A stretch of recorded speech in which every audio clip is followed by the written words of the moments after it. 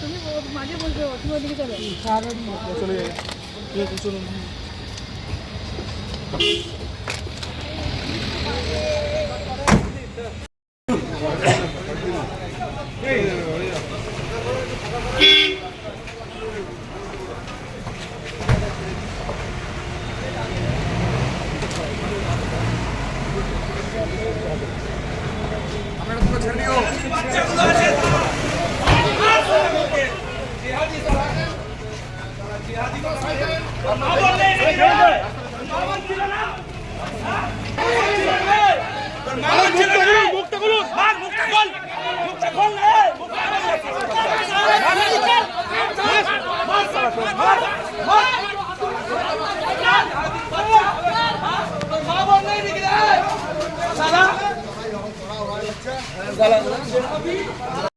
Police অত্যন্ত সক্রিয়ভাবে এই ঘটনায় আসামিদের গ্রেপ্তার করেছে।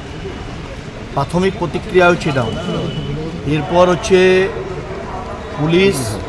পুলিশের কাজ করবে। আগের দিনে হচ্ছে আইনের শাসন ছিল না বাংলায়, শাসকের আইন ছিল।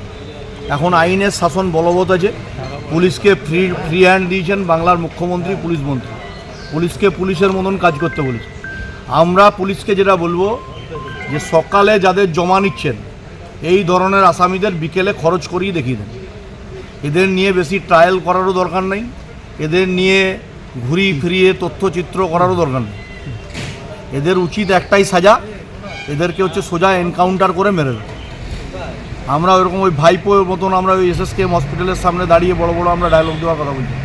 আমরা ল মেকার হিসাবে বিধানসভায় এই আইন প্রস্তাব করব, প্রণয়ন করব যে 72 ঘন্টার মধ্যে এই আসামিদের ট্রায়াল না করে এনকাউন্টার করে মেরে দেয়।